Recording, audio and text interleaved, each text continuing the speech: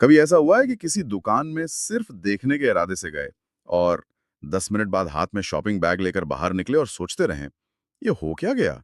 मैंने ये खरीद कैसे लिया? बिल्कुल। और ये सवाल बहुत आम है। आज हम इसी कैसे के पीछे के विज्ञान को समझने वाले हैं।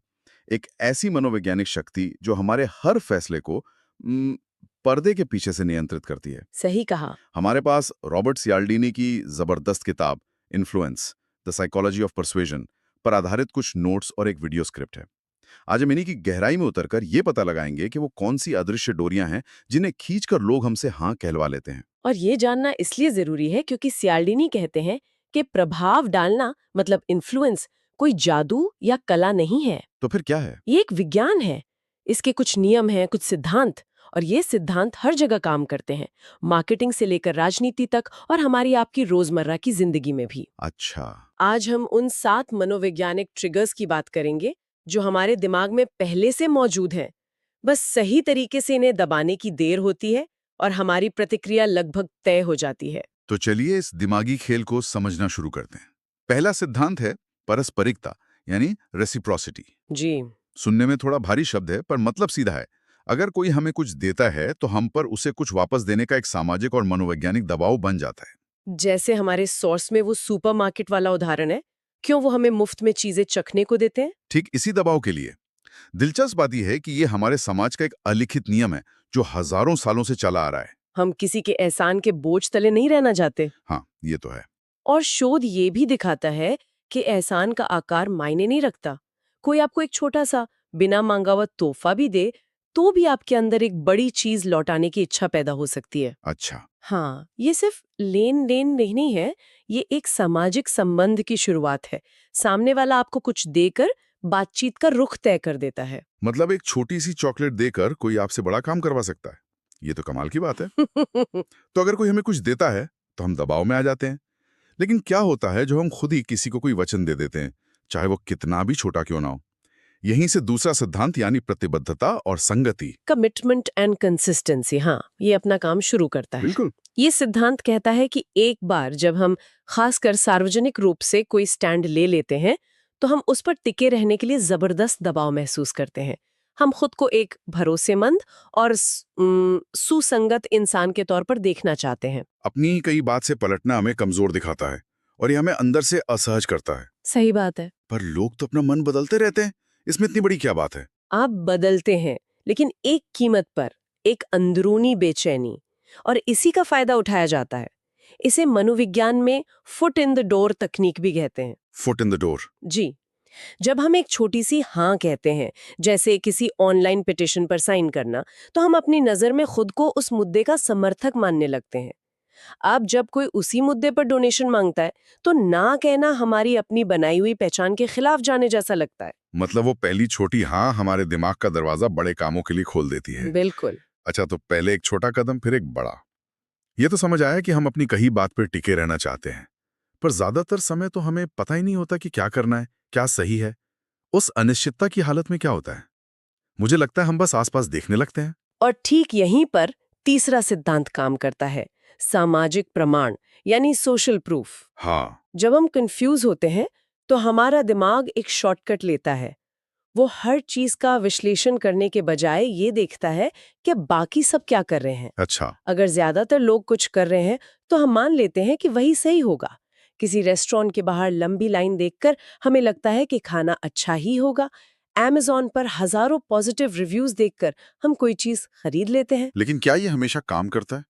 मैंने कई बार देखा है कि अगर हर कोई एक ही चीज कर रहा है तो कुछ लोग जानबूझकर उससे अलग हटते हैं ताकि वो भीड़ का हिस्सा न दिखें। तो क्या ये सिद्धांत सबके लिए एक जैसा काम करता है? बहुत अच्छा सवाल है। ये सिद्धांत तब सबसे ज्यादा असरदार होता है जब हम अनिश्चित हों और जब वो दूसरे लोग हमारे जैसे हों। हमारे जैसे? जी। अगर हमारे दोस्त, हमारे पड़ोसी या हमारी उम्र के लोग कुछ कर रहे हैं, तो उसका असर हम पर ज्यादा होगा। लेकिन हाँ, कुछ लोग अलग दिखने के लिए इसके विपरीत भी जाते हैं। पर औसतन ज्यादातर इंसान सुरक्षित रास्ता अपनाते हैं और सुरक्षा भीड़ के साथ चलने में महसूस होती है। ये अनिश्चितता को कम करने का एक बहुत शक्तिशाली तरीका है। ये दिलचस्प है कि हम अपने जैसे लोगों को फॉलो करते हैं, लेकिन कभी कभी हम ठीक इसका उल्टा करते हैं। हम उन लोगों की बात आंख बंद करके मान लेते हैं जो हमसे बहुत अलग हैं, जैसे कोई विशेषज्ञ या डॉक्टर। हम्म क्या ये सामाजिक प्रमाण का उल्टा नहीं है? शायद यहीं से हमारा चौथा स्तंभ यानी अधिकार, अथॉरिटी सामने आता है। आपने बिल्कुल सही नस पकड़ी है। अधिकार का सिद्धांत सामाजिक प्रमाण से अलग तरीके से काम करता है। बचपन से हमें सिखाया जाता है कि अपने से बड़ों और अधिकार रखने वालों का सम्मान करो, उनकी बात मानो। हाँ, ये तो हमारी परवरिश का हिस्सा है। दिमाग तर्क करना बंद कर देता है और शॉर्टकट लेता है। ये एक्सपर्ट है, इसे ज्यादा पता होगा।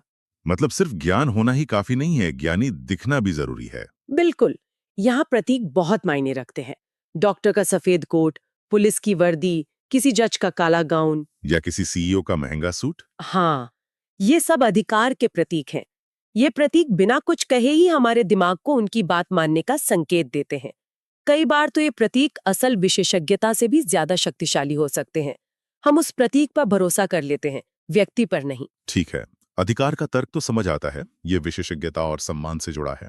पर ये अगला वाला सिद्धांत, सच कहूं तो ये मुझे थोड़ा परेशान करता है। पांचवा सिद्धांत है पसंद, यानी लाइकिंग। क्या हम सच में किसी की बात सिर्फ इसलिए मान लेते हैं क्योंकि वो हमें अच्छा लगता है? ये तो बहुत मतलब सतही लगता है, पर शायद हम सब ये करते हैं। ये सतही लगता है, लेकिन ये बहुत गहराई से काम करता है। सवाल ये है कि पसंद काम क्यों करती है? हाँ, क्यों? क्योंकि पसंद विश्वास को जन्म देती है। जब हम किसी को पसंद करते हैं, तो हम अवचेतन रूप से ये मान लेते हैं कि वो हमारे भले के लिए ही सोचेगा। अच्छा। और सैल्डिनी बताते हैं कि पसंद बढ़ाने के कई तरीके हैं। शारीरिक आकर्षण, समानता मतलब सिमिलैरिटी, तारीफ। प्रशंसा हाँ। और सहयोग यानी कॉपरेशन। अगर कोई हमारी तरह ही सोचता है, हमारी तरह ही बात करता है या हमारी सच्ची तारीफ करता है, तो हम उसे पसंद करने लगते हैं। मुझे याद है एक बार मैं कार खरीदने गया था और सेल्समैन ने देखा कि मेरी पुरानी गाड़ी में क्रिकेट का स्टिकर लगा है। उसने अगले 10 मिनट तक क्रिकेट पर ऐसी बातें की जैसे वो मेरा पुराना दोस्त हो। देखा? बाद में मुझे एहसास हुआ कि उसने ये जानबूझकर किया था ताकि एक कॉमन ग्राउंड बन सके। और सच कहूं तो इसका असर हुआ भी। मुझे वो ज्यादा भरोसेमंद लगने लगा। ये बिल्कुल सही उदाहरण है। उसने समानता का इस्तेमाल करके एक भावनात्मक जुड़ाव बनाया, और यही भावनात्मक जुड़ाव अक्सर हमारे तार्किक विश्लेषण पर भारी पड़ जाता है। हम उस व्यक्ति को हाँ कहना चाहते हैं जिसे हम पसंद करते हैं। उस सेल्समैन ने एक भावनात्मक कनेक्शन बनाया। लेकिन क्या होता है जब भावना पसंद से बदलकर किसी चीज को खो देने के डर में बदल जाती है? यहीं से शायद छठा सिद्धांत आता है, कमी यानी स्केर्सिटी। एकदम सही। जो चीजें दुर्लभ होती हैं, सीमित मात्रा में होती हैं या सीमित समय के लिए होती हैं, हम उन्हें अचानक ज्यादा मूल्यवान समझने लगते हैं। हाँ, मार्केटिंग की दुनिया तो इसी पर चलती है। बिल्कुल। Limited time offer, only 3 left in stock, sale ends tonight. ये सारी चीजें हमारे अंदर एक अर्जेंसी पैदा करती हैं। हमें कुछ खो देने का डर, जिसे अब फोमो यानी फियर ऑफ मिसिंग आउट कहते हैं, हमें तुरंत एक्शन लेने पर मजबूर कर देता है। पर ऐसा क्यों होता है? सिर्फ इसलिए कि कोई चीज कम है, वो बेहतर कैसे हो गई? इसका मनोवैज्ञानिक पहलू बहुत गहरा है। कमी का सिद्धांत हमारी स्वतंत्रता की भावना को चुनौती देता है। स्वतंत्रता को कैसे? जब कोई अवसर हमारे हाथ से निकल रहा होता है, तो हमें लगता है कि उसे चुनने की हमारी आज़ादी छिन रही है, और अपनी इस खोती हुई आज़ादी को बचाने के लिए हम उस चीज़ को और भी ज़्यादा शिद्दत से चाहते हैं। अच्छा। ये सिर्फ उस चीज़ को पाने के बारे में नहीं है, बल्कि अपनी मर्जी से चुनने की स्वतंत्रता को बनाए रखने के बारे में भी है। इसीलिए जब किसी किताब या फिल्म पर बैन लगता है, तो वो अचानक और भी ज़्यादा आकर्षक हो जाती है। तो खोने का डर पाने की खुशी से ज्यादा ताकतवर है।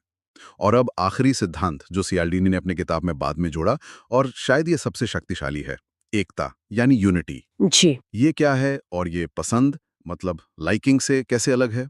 ये पसंद से बहुत ज्यादा गहरा है। पसंद का मतलब हो सकता है कि मैं तुम्हें पसंद करता हूँ, लेकिन एकता का मतलब है तुम मेरे जैसे हो, तुम हम में से एक हो। हम में से एक। हाँ, ये साझा पहचान, शेयर्ड आइडेंटिटी के बारे में है। जब हम किसी को अपने समूह का हिस्सा मानते हैं, चाहे वो परिवार हो, हमारा शहर हो, हमारा देश हो या कोई साझा लक्ष्य हो, तो हम उस पर ज्यादा भरोसा करते हैं। उसका प्रभाव हम पर किसी बाहरी व्यक्ति से कहीं ज्यादा होता है। मतलब जब कोई नेता कहता है हम सब एक हैं, तो वो इसी सिद्धांत का इस्तेमाल कर रहा है। बिल्कुल। राजनीतिक अभियान, ब्रांड कम्युनिटीज, यहाँ तक के परिवार, ये सब इसी सिद्धांत पर चलते हैं। वे एक हम बनाम वे की भावना पैदा करते हैं। जब कोई हमारी साझा पहचान का हवाला देता है, तो हम उसकी बात को एक बाहरी सलाह की तरह नहीं, बल्कि परिवार के किसी सदस्य की राय की तरह देखते हैं। सही, उसका प्रभाव लगभग बिना किसी सवाल के स्वीकार कर लिया जाता है। ये सबसे शक्तिशाली प्रेरक शक्तियों में से एक है। तो इन सबको एक साथ देखें तो एक बड़ी तस्वीर सामने आती है। पारस्परिकता, संगति, सामाजिक प्रमाण, अधिकार, पसंद, कमी और एकता। ये सिर्फ मार्केटिंग की तरकीबें नहीं हैं। ये वो 7 चाबियां हैं जो हमारे इंसानी व्यवहार के ताले खोलती हैं। बिल्कुल ये हमें दिखाती हैं कि हमारे फैसले असल में कितने कम हमारे अपने होते हैं। सही कहा। और इन सिद्धांतों को जानना एक दो-धारी तलवार की तरह है। एक तरफ इसका इस्तेमाल लोगों को सेहतमंद आदतें अपनाने, समाज के भले के लिए दान देने या अच्छे कामों के लिए प्रेरित करने के लिए किया जा सकता है। और दूसरी तरफ लेकिन दूसरी तरफ इन्हीं का इस्तेमाल लोगों को ठगने, उनका शोषण करने और उनसे गलत काम करवाने के लिए भी हो सकता है। इसलिए इन्हें समझना हमें सिर्फ एक बेहतर प्रभाव डालने वाला ही नहीं, बल्कि एक ज्यादा जागरूक उपभोक्ता, एक ज्यादा सतर्क नागरिक बनाता है। तो आखिर में ये ज्ञान हमें शक्ति देता है, दूसरों को समझने की और सबसे जरूरी खुद को समझने की। ये हमें उस अदृश्य प्रभाव से बचाने में मदद करता है जो हर पल हम पर डाला जा रहा है। और यहीं पर हम अपने श्रोताओं के लिए एक सवाल छोड़ जाते हैं। इन 7 सिद्धांतों को जानने के बाद जब अगली बार कोई आपको कुछ करने या खरीदने के लिए मनाने की कोशिश करे, चाहे वो कोई विज्ञापन हो, कोई दोस्त या कोई नेता, तो क्या आप पहचान पाएंगे कि कौन सा सिद्धांत इस्तेमाल हो रहा है? और क्या ये जागरूकता आपके अंतिम फैसले को किसी भी तरह से बदलेगी?